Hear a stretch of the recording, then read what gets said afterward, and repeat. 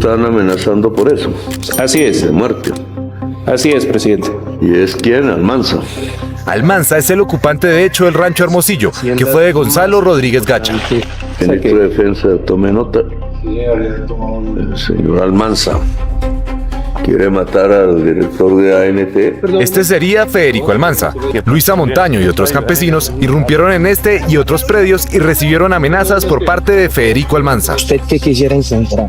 En noviembre del año pasado, Harman visitó Rancho Hermosillo de 400 hectáreas para hacer una inspección y se encontró con Almanza. ¿Que aprovechó económicamente este predio? Sin negocio jurídico. No, escuche, solo le va a hacer. Compañeros, la oligarquía colombiana está en pánico y acaba de lanzar su ataque más rastrero. Quieren meter preso al hombre que le está devolviendo la tierra al campesinado. Hoy te revelamos cómo la senadora uribista Paloma Valencia orquestó una cacería judicial contra Felipe Harman, director de la Agencia Nacional de Tierras. Su objetivo, frenar la reforma agraria. Pero en este video les vamos a quitar la máscara. Mientras Paloma persigue a los funcionarios del cambio, te recordaremos cómo la propia familia de su jefe, Álvaro Uribe Vélez, se habría apoderado de tierras baldías del Estado en el famoso predio El Laguito 2 del Ubérrimo, la hipocresía de la derecha al descubierto. El problema histórico de Colombia siempre ha sido el mismo: ¿a quién pertenece la tierra? Y cuando un gobierno por fin decide entregársela al campesinado, la extrema derecha utiliza la justicia como un arma de sabotaje. En una reveladora entrevista para El Espectador, el director de la Agencia Nacional de Tierras, Felipe Harman, expuso el asqueroso acoso judicial que viene sufriendo por parte de la candidata presidencial del uribismo, Paloma Valencia. Resulta que esta senadora empezó a inundar a la entidad con tutelas y derechos de petición, logrando que un juez de Bogotá emitiera una orden de arresto de 5 días y una multa de 7 millones de pesos contra Harman. ¿Y cuál fue la gran ilegalidad que Paloma Valencia intentaba denunciar? Un supuesto escándalo en Dagua, Valle del Cauca. La senadora intentaba vender la idea de que la agencia estaba haciendo cosas irregulares. Pura mentira. Harman la desmascaró públicamente. Explicó que en Dagua, un propietario privado le ofertó libremente su predio al Estado a través de un cabildo indígena. Es una compra legal para solucionar un conflicto histórico donde los indígenas llevan 30 años sin acceso a tierra y viven hacinados. Paloma Valencia utiliza sus influencias judiciales por unas respuestas de derechos de petición, intentando paralizar a una entidad que hoy está recuperando los bienes que le robaron a la nación. Pero qué nivel de cinismo el de esta señora. Paloma Valencia se rasga las vestiduras exigiendo explicaciones sobre tierras compradas legalmente para los indígenas, pero guarda un silencio sepulcral cuando se trata de su jefe político.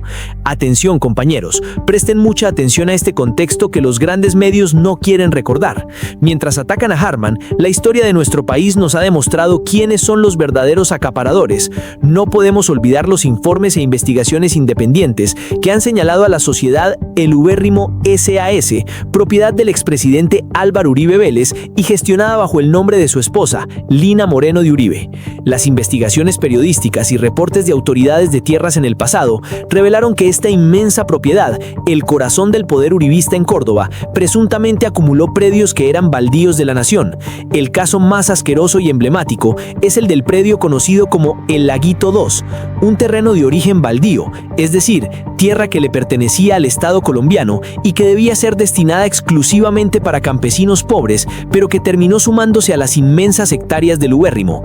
Y Paloma Valencia tiene el descaro de mandar a la cárcel a Felipe Harman, mientras su propia élite política está untada de acumular las tierras de la reforma agraria. Pero la obsesión de Paloma Valencia contra los indígenas y los campesinos no es nueva, es una herencia de sangre. Para entender su desespero, hay que recordar que la senadora es ajena del expresidente Guillermo León Valencia. La familia Valencia representa históricamente a esa misma élite terrateniente e intocable del Cauca que persiguió sin piedad al gran líder indígena Manuel Quintín Lame. Mientras Quintín Lame entregó su vida defendiendo los resguardos y luchando por liberar a su pueblo de la esclavitud y el terraje impuesto por los latifundistas, el establecimiento político respondió con cárcel y represión. Hoy, Paloma ataca con tutelas para evitar que se le dé tierra a los indígenas hacinados, manteniendo viva la misma doctrina de su abuelo, quien desde el Congreso y la presidencia estigmatizó la organización organización campesina llamándola repúblicas independientes, una excusa que justificó bombardeos y que, como bien advierte la Agencia Nacional de Tierras, nos metió en una guerra de más de 60 años. La senadora no está defendiendo la ley, está defendiendo el poder terrateniente que su linaje lleva siglos intentando proteger. Esta es la candidata del uribismo que quiere imponer al matarife para volver al poder en cuerpo ajeno, como lo hizo con el títere Iván Duque. Vamos a permitir esto, compañeros, pero eso será tema de otro video. Continuemos. ¿Saben por qué la derecha y las mafias odian a Felipe Harman? Porque les está tocando el bolsillo. En la entrevista, Harman reveló que en departamentos como Córdoba, las ciénagas y playones, que son bienes de la nación desde 1930, fueron acaparados ilegalmente por latifundistas y parte de las familias tradicionales de Córdoba. Se robaron los humedales donde los campesinos pescaban en invierno y cultivaban en verano. La agencia los está desalojando y demoliendo sus muros para devolverle el agua y la tierra al pueblo. Y el costo de esta valentía es altísimo. Harman confesó que actualmente está amenazado de muerte. Hay actores criminales en las cárceles ofreciendo sumas millonarias para eliminarlo físicamente. ¿Por qué? Porque la agencia de tierras se metió al Magdalena Medio a recuperar las tierras que le pertenecían a los peores capos del cartel del Medellín y del paramilitarismo, como Gonzalo Rodríguez Gacha y Víctor Carranza, y que hoy están ocupadas por nuevas estructuras criminales, mientras Felipe Harman arriesga su vida enfrentando a los sicarios de Gacha y Carranza para entregarle 306.000 hectáreas reales a los campesinos. El uribismo le manda jueces desde Bogotá para meterlo preso. Familia colombiana, esta es la guerra por la tierra. La pelea de la oligarquía no es por la legalidad, es porque le tienen pánico a un campesino empoderado, con título de propiedad, que ya no tiene que agachar la cabeza ante el terrateniente. Paloma Valencia puede seguir mandando tutelas, pero no va a poder ocultar que el proyecto político de la extrema derecha está cimentado presuntamente sobre el despojo y la acumulación de baldíos que le pertenecían a los más pobres, como el Laguito 2. Y la pregunta obligada: después de saber que Harman está amenazado de muerte por recuperar tierras de los capos del narcotráfico y que la derecha intenta meterlo preso, ¿crees que Paloma Valencia tiene autoridad moral para hablar de tierras cuando el uribismo es señalado de acumular baldíos en el ubérrimo? Revienta la sección de comentarios, destroza a los hipócritas, defendamos a quienes trabajan por el pueblo. Suscríbete ahora, dale un like inmenso y comparte este video en todos tus grupos. La tierra es de quien la trabaja, no de quien se la roba.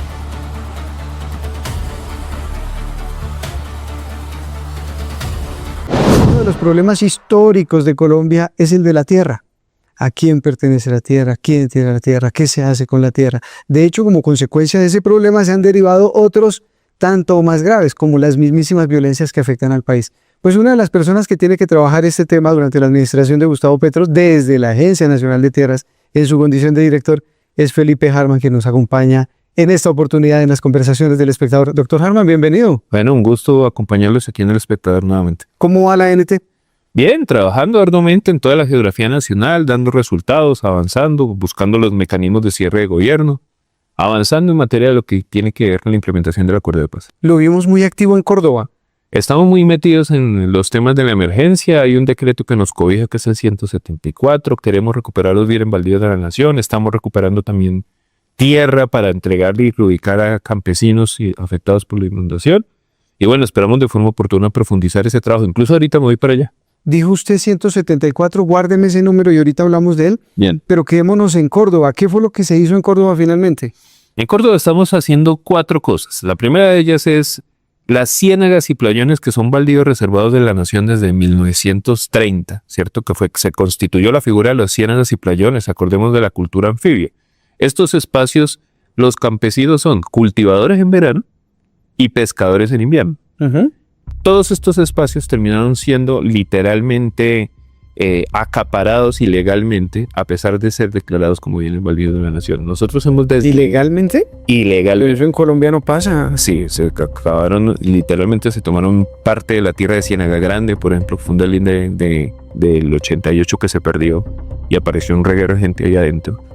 Gente que no es campesina, gente que es latifundista, propietaria, incluso parte de las familias tradicionales de Córdoba. Y también en Ciénaga de Corralito igual, también en Ciénaga de Berlín igual. O sea, todos estos humedales en los que la gente históricamente ejercía como una labor de cuidado ambiental, pero también de desarrollo económico, en el que era pescadora en invierno y cultivadora en verano, terminaron siendo acaparados. La orientación que se ha venido dando es que nosotros recuperemos esas ciénagas, demolamos también esos terraplenes, recuperemos esos espacios vitales por el agua. Ese es un eje. El otro eje es hacer gestión efectiva de los bienes de la SAE y del fondo, recogerlos como agencia. Ahí hemos podido ya avanzar en 3.000 hectáreas y en unos beneficios de al menos 400 familias campesinas. El otro eje sustancial tiene que ver con las compras, entonces tenemos que revisar muy bien los temas de los resguardos, particularmente de la cultura cenú. Ahí estamos articulados con ellos, incluso vamos a promover un par de reuniones en los que también propietarios manifiesten de forma voluntaria su interés de ofertar su tierra seca, ¿cierto? Para que sirva para el ejercicio de reubicación. Y estos son como los componentes estructurales más importantes de nuestra intervención en Córdoba. Pero entonces ha mencionado usted varias palabras que tienen que ver con este proceso del trabajo con las tierras desde la ANT, que a veces confundimos, incluso en los medios de comunicación, que a veces la gente no entiende, de hecho por culpa de los errores que cometemos al de explicar. Quisiera pedirle que nos ayude usted a entender entonces, ¿qué es por ejemplo gestión, qué es adjudicación? Y pongámosle un caso concreto, Córdoba. Sí. Como consecuencia de lo que pasó en la emergencia por las lluvias, ¿cuántas hectáreas se gestionaron y qué es gestionar? ¿Cuántas hectáreas se entregaron o se adjudicaron o como se diga? ¿Y a quiénes y cómo se hace ese proceso? Córdoba hoy tiene una gestión efectiva de alrededor de 44.000 hectáreas. Tituladas definitivamente, o sea que ya los campesinos son propietarios con nombre y cédula o su asociación. Son alrededor de 10 o 12.000 hectáreas. El resto están en proceso de entrega de esa formalización. ¿Por qué? Porque la gente de entrada no recibe el título.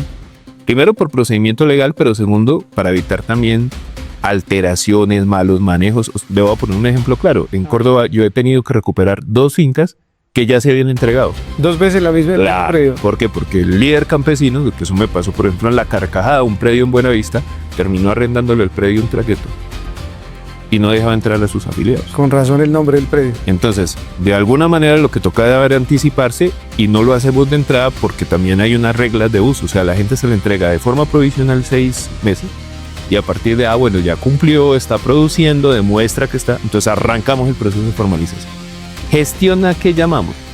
A la entrega efectiva de tierra por parte de la SAE, por parte del fondo y por parte de privados y por parte de baldíos. Esas son las 4 fuentes en las cuales nosotros gestionamos tierra. O se las compramos a privados, o recuperamos baldíos, o son bienes fiscales patrimoniales del Fondo de Reparación, que acuérdate que es la tierra del proceso de justicia y paz. En su inmensa mayoría hay muy pocos bienes de la FARC. Y otro tema sustancial que es el tema de la SAE. Entonces, ese trámite de pasar esos bienes a nombre del Fondo de Tierras también tiene un trámite interno en Superintendencia de Notario de Registro, en distintas otras entidades. Entonces, esa es más o menos la figura. Una es la gestión, otra es la entrada al Fondo de Tierras y otra es la entrega de títulos definitivos.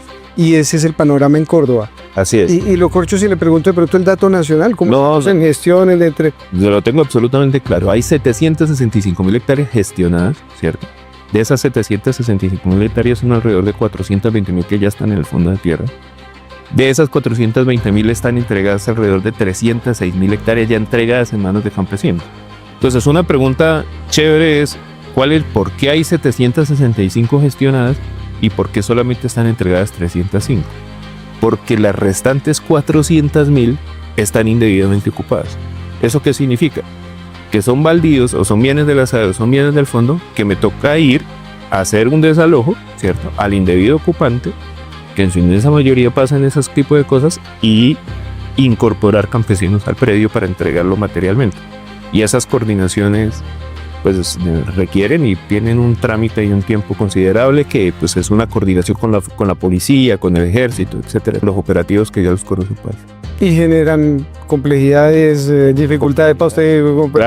Claro, generan complejidades, generan retos, generan dificultades en materia de orden público y muchas veces. Ahí nos ha pasado de todo, o sea, desde que le pagan a gente para bloquear los operativos, hasta amenazas, hasta recibirnos en algunos casos con ráfagas al aire. O sea, son dificultades porque muchos de estos predios efectivamente están bajo control de nuevos grupos armados o de nuevos actores criminales. Un paréntesis acá para hablar de verdad con profundo respeto y con toda la seriedad del caso sobre la situación personal suya, porque hemos sabido, ¿verdad?, que anda amenazado, dirían popularmente reamenazado. El propio presidente de la República ha hablado en 2 oportunidades del tema de su situación de seguridad. Sí, el presidente y nosotros conocimos una información asociada al Magdalena Medio. Lo que entendemos del Magdalena Medio es que la recuperación de las tierras del fondo y las tierras de la SAE han levantado mucha ampolla. ¿Por qué? Porque esos bienes eran de Gacha, esos bienes eran de Botalón, esos bienes eran... Gacha es José Gonzalo Rodríguez Gacha, uno de los capos del cartel de Medellín de los años 80. Esos bienes vienen de Carranza, ¿cierto? Y los están ocupando unas nuevas estructuras que incluso no tienen vinculación directa con estos actores, pues estos actores son viejísimos, pero que evidentemente han levantado mucha ampolla ese ejercicio de recuperación de bienes fiscales. Y escúchame que le pregunte, ¿de qué manera lo amenazan a usted? ¿Le mandan mensajes o le dicen que...? Hay un informe hay un informe que se viene investigando por parte de las autoridades competentes, asociadas particularmente a un actor que viene ofreciendo en algunas cárceles del país un recurso importante por eliminarme físicamente, pues. Pues este es el momento para decir, por supuesto, que hay, digamos, un rechazo contundente a que estas cosas pasen, a lo que usted está sufriendo como consecuencia de su trabajo, que esperamos que se resuelva, que las autoridades lo investiguen y que usted pueda seguir haciendo el trabajo que tiene que hacer. Sí, es lo que hay que hacer. O sea, yo lo que creo es que parte del ejercicio concreto de justicia agraria es tener la posibilidad de que el campesinado, que toda la vida ha sido víctima del conflicto, que toda la vida ha sido el que más ha sido llevado por parte de las consecuencias de la guerra, pues por lo menos restituya su dignidad con la posibilidad de una parcela. Estoy absolutamente convencido y creo que ese propósito une al país. Y creo que debería. Que esto hay que seguirlo haciendo, hay que seguirlo profundizando y tiene que ser una decisión de Estado, no solamente de gobierno. Sí, y creo que con los datos que usted nos ha dado, por ejemplo, de Córdoba, uno va entendiendo un poquitín el panorama. ¿Me permite cambiar de departamento? Sí. Le voy a preguntar por el Valle. Sí, así es. Resulta que hay una candidata presidencial, de hecho, Sí, Paloma Valencia, Paloma, que estaba muy interesada enviando tutelas para que usted contestara sobre algunos casos relacionados con el tema de su trabajo de tierras en Dagua Valle, Sí. concreto en Dagua Valle. Un juez de hecho de Bogotá le concedió la razón y decretó un carcelazo en contra suya. Sí. ¿Pagó usted el carcelazo? No. 5 días, 7 millones de pesos. Nosotros le contestamos todo a la senadora candidata. Entonces, ¿por qué el juez dijo que...? Pues porque efectivamente hay una mala interpretación sobre una o dos preguntas. Volvimos a aclarar a partir del fallo y esperamos de forma oportuna que el juez determine la inaplicación de la sanción, teniendo en cuenta que ya fue surtida la solicitud de petición. Esta solicitud de petición, ¿qué era? ¿Cierto? Porque además son derechos de petición. Lo están presentando, incluso la senadora Paloma y otros actores están presentando que el hecho de pasarnos solicitudes de petición son algunos casos asociados a irregularidades al interior de la agencia. Y no, la sanción es por no contestar. Ahora, les descontestamos y tenemos la seguridad jurídica que les contestamos. El caso de Agua, ¿qué es? Un conflicto étnico y social en el que la comunidad indígena de este municipio solicita un predio. Porque además para indígenas no es la agencia la que dispone de los predios. Es ellos, bajo su autoridad, su gobierno propio, quien postula un predio. Okay. Y hay una comunidad campesina que está en contra. ¿Cuál es la dificultad? Que no se han puesto de acuerdo en esa compensación. Nosotros en las últimas actas nos comprometimos compañeros campesinos, dejen que proceda, porque también los indígenas son del valle, no son del Cauca como se está planteando. Seguro. Son del valle, claro, son completamente del valle. Yo estuve sentado con ellos en Buenaventura. Creo que también tienen una dificultad clara y es que hace más de 30 años no tienen acceso a la tierra y creciendo la población indígena y ya están hacinados. Y no pueden crecer hacia el Pacífico, porque pues también están los consejos comunitarios. Claro, entonces termina generándose un problema al berraco. Entonces le hemos dicho a los campesinos, venga y les compensamos con otro predio, porque también ustedes tienen el legítimo derecho aspiracional de ser parte de la reforma agraria. Y estamos como en ese conflicto. ¿Los campesinos eran ocupantes de territorio o el territorio no estaba ocupado? Los campesinos son vecinos. Pero entonces dicen, no, si lo van a comprar para indígenas, pues métanos a nosotros ahí. Sí, vecinos, trabajadores, parceleros, a los que evidentemente tienen derecho también, o sea. ¿De quién me dijo que era originalmente esa tierra? No. ¿Esa tierra de agua tenía dueño o no tenía dueño? Es un particular que le postula mediante el cabildo la oferta a la agencia de tierras. pero usualmente cuando la gente va y reclama la tierra y se la adjudican, le aparece un dueño. Dice, "Ay, no, eso no lo pueden entregar porque es que eso es mío o eso es de aquel". No, allá el predio es propiedad privada y el señor lo ofertó libremente con el cabildo. O sea, en entidades étnicas, en consejos comunitarios y en resguardos, quien postula el predio es o el cabildo o es el consejo comunitario, no la agencia de tierra. Hace algunos días hablábamos en El Espectador con la gobernadora del Valle, Dilian Francisca Toro, y ella me decía, mire, es que hay un problema con el manejo que se está haciendo para la reforma agraria, porque le entregan, y ella decía, entre comillas, la tierra a los campesinos, pero puede ser un peladero donde es muy difícil el acceso, no hay vías, no hay agua, no hay electricidad, no hay nada, y les dicen como que vayan y ocupen, y pues eso tampoco es una garantía de una vida digna. ¿Es así? No. Está fallando la conexión, el clic entre Hay tres cosas distintas que yo creo decir. La primera es que el Valle es el departamento con más bienes de la SAE en el país y no hemos podido entrar bien al Valle. Es más, el campesinado del Valle está inconforme con la agencia de tierras y tiene toda la razón. Porque las coordinaciones incluso con la gobernación, las coordinaciones incluso con la fuerza pública han sido muy difíciles en el Valle. Lo que hemos podido entregar en el Valle son menos de 4.000, 5.000 hectáreas. Y honestamente, hay más alrededor de 60.000 hectáreas en manos de la sociedad activa social. O sea, la cantidad de tierra que hay allá, pues acuérdese del cartel de Cali, cartel del norte del Valle. Mejor dicho, el Valle del Cauca pues ha tenido muchos bienes de la mafia que están ahí pendientes por su recuperación. Entonces, nosotros hemos avanzado en donde hemos podido avanzar, particularmente en un caso muy específicos en los que hemos podido dotar de tierra a la gente. Que sí es un reto de la reforma agraria y tenemos que reconocerlo, la integración de otros sectores, para que no sea solo el sector de tierras, sino que, por ejemplo, que inmediatamente a partir de eso transporte active la focalización de la vía, vivienda active la focalización de vivienda, o sea, articular más es un reto sustancial que aún falta afinar. Hay voluntad y disposición de los jefes de cartera, pero en la aplicación concreta falta precisar cosas. Hay que afinar eso. Hay que afinar eso y ese es el reto sustancial.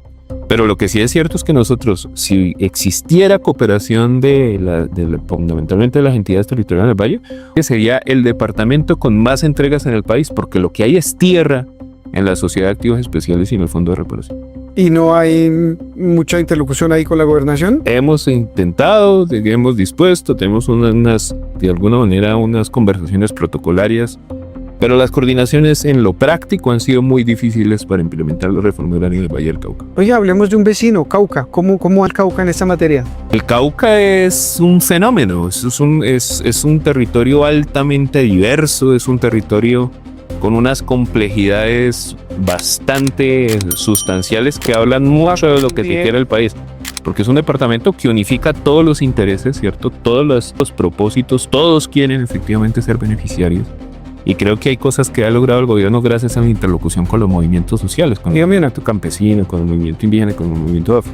El más importante, en el norte del Cauca no se volvió a invadir un ingeniero. Y eso es un logro de este gobierno. Porque ¿qué hicimos? Consolidamos una mesa de interlocución con las comunidades negras, con las comunidades indígenas, con las comunidades campesinas y con los ingenieros.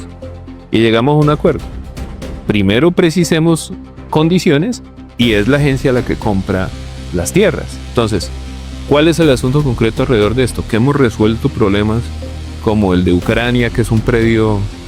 Aquí hay una finca en Santander de Quilichao que se llama Ucrania y está ocupado. Para que ustedes se den cuenta de las analogías que genera este país, que son... Ahí ya llegamos a un acuerdo puntual con los compañeros campesinos, llegamos a un acuerdo, por ejemplo, con Emperatriz, con los compañeros indígenas, llegamos a un acuerdo con las comunidades afros también en unos predios. Falta mucho por avanzar, pero hoy hay un pacto de convivencia que se activa a partir de intenciones territoriales. Interesante. Eso ha pasado, desde que se firmó, que fue el 11 de octubre del 2024. No veo. Las tensiones se resuelven es en la mesa, no en la calle, machete, no, en la mesa. Qué bueno que lo diga, sí, que recuerden eso, porque qué costumbre que tenemos de resolver nuestros problemas a punta de violencia o por métodos no pacíficos, cosa que no debería pasar. Usted me dijo que con el Valle hay complicaciones. ¿Cuál es la zona del país en la cual es más difícil ejecutar el trabajo suyo? Antioquia. Sí. Antioquia ha sido complicado, pues evidentemente las condiciones locales de incluso pues, han sido complicadas para poder avanzar. El Valle del Cauca también sigue siendo muy difícil. Estos dos departamentos, sí, creo yo que Dijo usted faltaba Antioquia, sinergia. dijo usted Antioquia y me acordé de Necoclí. Sí. ¿Cómo es el caso de Necoclí? El caso de Necoclí es maravilloso. Estamos hablando de Necoclí, no tiene, es el único municipio en Colombia que hace 20 años no ha construido un barrio. Y no ha construido un barrio porque Necoclí está acá y lo abraza una hacienda gigantesca que era del alemán, que estaba en el fondo de Jefe recuperación. militar. Exacto. Que atendía ahí al señor, a este general de los falsos positivos del río, Rito Alejo. Y no tenía espacio para crecer. No tenía para construir un barrio, no tenía para nada, y para campesinos. Esa hacienda se llama Virgen del Cobre. Y Virgen del Cobre la hemos recuperado. Ya tenemos un proceso con la alcaldía. Van a quedar casi 20 hectáreas de expansión urbana para poder ir a hacer casas a la gente de Necoclí. Pero el restante de las 1.600 hectáreas se van a entregar a campesinos y estamos en la definición también de los procesos internos para la entrega. Pero fíjese usted que los mitos eran tan vitales que en esa recuperación profesionales del municipio de Necoclí decían que no subían al kiosco porque el diablo estaba amarrado. Y realmente se constituyen esos mitos en la ruralidad de Colombia que son casi que pues también son parte del realismo mágico, y realmente todo el pueblo juraba que en el kiosco el diablo estaba amarrado y que entonces no se podía entrar a esa finca. Increíble. Y ese mito se instaló tanto que jamás la gente tampoco intentó ocupar esa finca. O sea, y son parte de las dinámicas del poder y de los relatos del lenguaje de la ruralidad colombiana que son, pues en este caso, impresionantes. ¿Pero tendrá que ver con el misticismo o será que el diablo era el jefe paramilitar que...? No, literalmente que se supone que el diablo estaba amarrado y que cada año sacrificaban a un trabajador y le entregaban el corazón al diablo para que cuidara la finca. Y eso lo dicen profesionales del municipio. De las historias. O sea, las historias de la ruralidad colombiana en esos... Es una finca con salida al mar. Es una finca gigantesca que rodea Necoclí. Imagínate. Entonces, esa finca y la recuperación de esa finca es la oportunidad para el desarrollo de Necoclí como municipio y para la oportunidad de reparar un sinnúmero de víctimas de la guerra. El municipio chiquitico, la finca lo bordea. La finca tiene 10 veces el área del municipio. 10 veces el campo. 10 veces. O sea, Necoclí es un pedacito. La finca la rodea y es 10 veces el tamaño del perímetro urbano. ¿Y cuál es el estado legal de la finca hoy, en este momento, cuando estamos hablando? Hoy ya tenemos el acta de transferencia, nosotros somos los administradores, ya estamos haciendo las tareas de saneamiento. Hoy se va a discutir, fíjese que es una cosa muy en particular, una modificación al estatuto tributario del municipio de Necoclí para que el fondo de reparación, antes de transferirnos a nosotros el predio, les pague a ellos los impuestos en tierra para poder construir barrios y equipamientos para el municipio de Necoclí.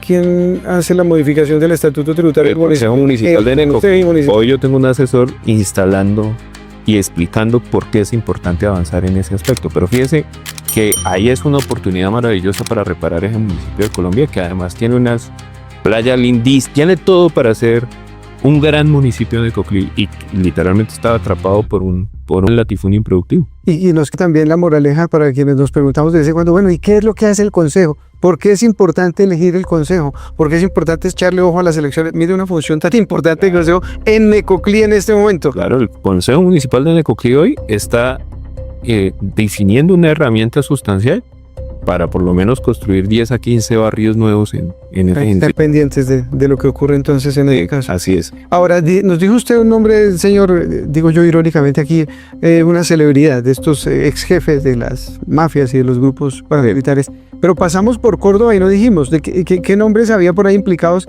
en esos terrenos de Córdoba en los que estaba trabajando usted, que nos contó hace un instante. Ciénaga de Corralito, nosotros recuperamos un bien de un señor que le decían alias Fritán, ¿cierto? ¿Es de la finca? ¿El de la finca esa de la finca que fue capturado en la finca no operativo? ¿Cómo se llamaba esto?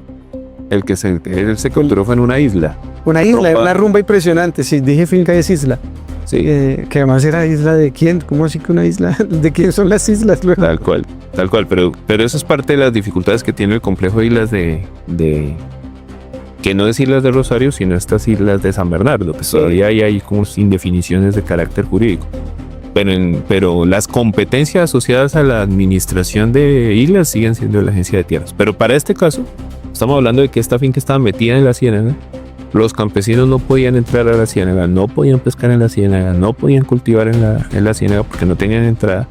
lo que hicieron fue recuperar esta finca y entregársela a los campesinos de la región. Hay un tema bien delicado ahí, es que, listo, ustedes recuperan la finca, la entregan, hay Sí. titulación, la gente la recibe y lo demás. Dejemos de lado el problema de las vías, que digamos que sí funciona lo de las vías, pero después, ¿quién les garantiza a ellos que no venga la violencia y otra vez lo saca? Pues esa es parte de las dificultades que hay que asumir como país. O sea, ¿vamos a seguir revictimizando al campesino de Colombia o efectivamente vamos a sacarlo de las dinámicas de la violencia? Yo creo que ese es un debate sustancial. Y es un debate sustancial porque a lo largo y ancho del país yo sí me he dado cuenta que el campesino lo único que necesita es garantías para la producción. Mire, hay cuestionamientos asociados a la reforma agraria como, pero les entregan tierra y la producción. Claro, faltan muchas cosas por complementar. Pero el que es campesino, hermano, con un pedacito de tierra, de la forma, la gente alquila tierra. O sea, el que es campesino la saca adelante. O sea, Le concedo el punto en esa, pero de todas maneras ayuda un poquito a tener la vida, pues, porque hay un montón de campesinos que veía el reglamento productivo y tal.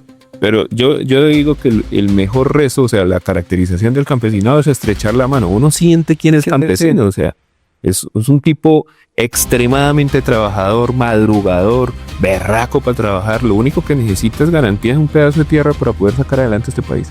Se nos va acabando el tiempo, pero usted me debe un numerito mágico, 174. Bueno, Como el decreto. es el decreto de la emergencia. Expropiación, dicen unos, van a quitar la tierra a la brava. Pues llevan diciendo eso 4 años, o sea, ya a estas alturas yo creo que lo cierto es que hoy solamente hay 2 casos de expropiación vía 160 de la Agencia Nacional de Tierra. Y quiero detallar cuáles son. Uno es de una comunidad indígena de Riohacha, que se llama Jarijimaná. Llegó un tipo y se apropió del cementerio de los Guayú. El cementerio de los Guayú, fíjese usted, porque es área de expansión urbana, área rural del municipio de Riohacha.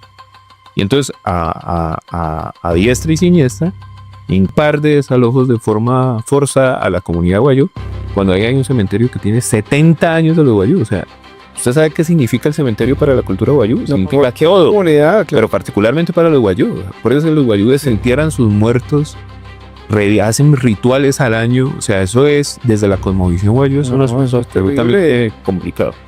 Y otro tema del Cauca, que tiene que ver con una sentencia de la Corte que ordenó el saneamiento de uno de los predios de un resguardo muy, muy importante, que son los coconucos, que son los compañeros coconucos allá del Cauca. También es muy valioso y muy importante ese caso, porque acuérdese que los coconucos incluso fueron el único pueblo indígena de Colombia excomulgado desde 1960, porque ellos tomaron tierras de la Iglesia Católica para poder crecer como comunidad. O sea, la lucha histórica por la tierra del pueblo coconuco fue muy importante en las épocas del Quintín y demás. O sea, eso es tremendamente valioso. Hay una sentencia de la Corte que lo ordena y nunca se había hecho.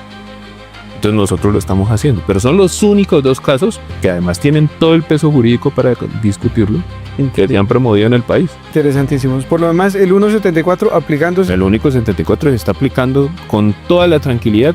A nosotros nos decían, Demandadísimo, eso sí, me imagino. como todo lo que sea, sí, el decreto 888 que genera la transferencia de los bienes de la mafia está demandado. Entonces, en campaña dicen que quieren repartir tierra de la mafia, pero en la práctica legislativa demandan el instrumento que nos permite acceder a esa tierra. Entonces, uno no entiende de forma clara y concreta realmente cuál es la disposición y la voluntad asociada a esos bienes. Mire, yo quiero hacerle cuentas al país. 760.000 hectáreas, de las cuales también hay compras privadas. Solo en la SAE y en el Fondo de Reparación, aún sin tocar, hay casi 800.000 hectáreas más. Sin tocar, o sea, lo que habría es trabajo de aquí adelante. Porque ya no le queda nada de gestión, Vamos a alcanzar a hacer lo que más podamos, por lo menos para llegar al 1.000.000 de hectáreas gestionadas. como dice la canción. Literal. Pero aún así, lo que queda es un trabajo. Porque además, todos los días en este país se captura un señor. Y todos los días este señor tiene 2 fincas. O sea, por más pobre que sea un trabajo, tiene 2 fincas. O sea, todos los días se viene creciendo este asunto asociado a los temas de la tierra. Entonces, eso por un lado. Pero por otro lado, los baldíos. O sea, sin jurisdicción agraria, ¿qué hacemos? No, pues ahí sí. O sea, nos vamos a justicia ordinaria para los bienes baldíos de la nación. No tiene sentido. Y comparativamente con los gobiernos anteriores, ¿cómo anda el porcentaje de No, pues efectivamente es muy fuerte en ¿Cuánto? contraste a Duque? 13.000 hectáreas. 13.000. Y usted lleva 700... El gobierno de eso Perdón, sí, el gobierno actual de Gustavo Petro. lleva 765.000 hectáreas. ¿Y Santos cuánto fue que hizo? No, El gobierno de Juan Manuel Santos. Sí, alcanzó a hacer alrededor de 10.000 hectáreas. Pero le voy a poner un solo ejemplo, que además es muy valioso. Todo lo que se le había comprado a firmantes, nosotros queremos que la gente se acoja a la paz. Todo lo que se le había comprado a los firmantes de Colombia eran 1.300 hectáreas. A todos en el país. Entonces, cuando nosotros llegamos, hemos encontrado ETCRs en arriendo y, por ejemplo, proyectos productivos que de búfalos, como en el Catatumbo, que los búfalos estaban muriendo de hambre porque no tenían tierra. Entonces, ¿usted cómo le da garantías a estos compañeros que por la paz y ni siquiera tienen medios de subsistencia básica para poder vivir? El proyecto se va al piso y la gente después queda... Y las disidencias reclutando gente detrás. Entonces, hoy hay 19.000 hectáreas entregadas a firmantes, porque lo que sí también nos interesa es que avancemos en la construcción de paz, y esto es un compromiso que tiene que honrar el Estado en el marco del cumplimiento del acuerdo. ¿Cuánto es que es el presupuesto de su entidad este año? Hoy es 1,2 billones de pesos. Está bajito, ¿no? En comparación, digo, con el de 2024. Otro, claro, y es parte de la ejecución también fiscal del país, que nosotros lo que hemos dicho es, vea, con ley de financiamiento podemos tener más compras, si no les gusta que recuperemos baldíos, pero no se avanza en fortalecer financieramente el programa. Bueno, entonces aprobemos jurisdicción agraria y recuperamos baldíos. Lo tienen archivado hace 6 meses. Entonces, ¿tiene archivado quién? Pues el Congreso de la ¿Quién es el República. ponente? No, más que el ponente es la presidencia, o sea, no programan el debate de jurisdicción agraria, por eso nosotros Lo ponen de último. hemos tomado una decisión de demandar ante la Corte Constitucional la implementación de la jurisdicción agraria. ¿En qué debate va? Faltan 2 debates, si no estoy mal. ¿Está en Senado o en Cámara? Está en Senado. Pero parte de la dificultad es que no hay voluntad para poder cumplir y honrar el acuerdo de paz. O sea, ni recursos para la compra, ni facultades judiciales para la recuperación. Entonces, ni lo uno ni lo otro. Entonces, aún de eso, pues nosotros tenemos una cifra razonable de 765.000 hectáreas.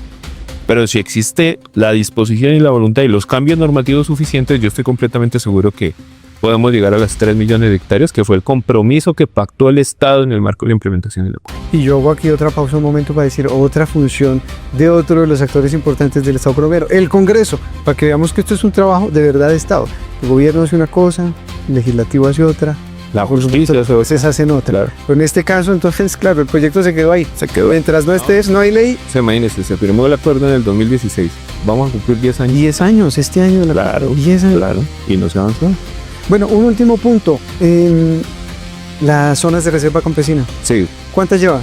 ¿6, 7? No, nosotros vamos alrededor de 21, ¿Verdad? ¿cierto? Son muy valiosas porque es el rol de los campesinos, de sus formas de vida, de su economía, de su plan de desarrollo. ¿Qué hacen los campesinos? ¿Qué es una zona de reserva campesina? Y aprovecho esta oportunidad porque mucha gente dice, me van a crear una zona de reserva campesina y no nos puedo expropiar. Falso. En la zona de reserva campesina es un ejercicio de planificación campesina de un plan de vida de 12 años. Entonces nosotros hacemos talleres con los campesinos y dicen, bueno, ¿ustedes cómo están viendo ese territorio? No, queremos que sea potencia en el café, como las compañeras de Santa Isabel en el Tolima. O queremos que sea potencia cacautera, como los compañeros de Valdivia, que están ejerciendo un ejercicio lindísimo de sustitución voluntaria, quitando la coca para instalar cacao. Entonces, con ese plan de trabajo, nosotros vamos al consejo directivo y constituimos la zona de reserva campesina. Entonces son valiosísimas como las del arco amazónico, que en este momento incluso están en discusión de la consulta previa, que lo que quiere es proteger la serranía de Chiriquete, o sea, lejos de fomentar su deforestación, la protege organizando a los campesinados afuera de la serranía de Chiriquete. Entonces son espacios vitales que están altamente como con una dinámica de prejuicios innecesaria, porque la zona de reserva campesina no está necesariamente discutiendo las relaciones de propiedad. Lo que está diciendo es, aquí hay campesinos, tienen formas de vida, tienen formas de cultura, vamos a planificar a largo plazo un ejercicio de trabajo campesino. Yo le quiero decir una de las más bonitas que he podido constituir este año, que es la de Chaparral. Tolima. Claro, porque es ahí en el Limón. El corregimiento del Limón, desde Laureano Gómez, dijeron que la organización campesina estaba creando una república independiente. Y miren dónde nos llevó ese debate. A 60 años de guerra. Hoy podemos decir Chaparral en esa zona tiene su zona de reserva campesina. ¿Fue Laureano o fue Guillermo León? Ambos, creo. Pero en esa discusión de las repúblicas independientes nos metieron en una guerra de... Lo dijo Laureano en el Congreso cuando el presidente era... Entonces, fíjese usted que reconocer que el campesinado, bajo sus dinámicas, tiene una identidad, una forma de cultura, una forma de economía, pues también es valioso para la valorización de otro país. Sí, de verdad. Y usted me estaba contando aquí, fuera de cámaras, unos casos interesantes de el Cocuy y de Sumapaz. ¿Qué es lo que está pasando ahí? ¿Qué está ocurriendo?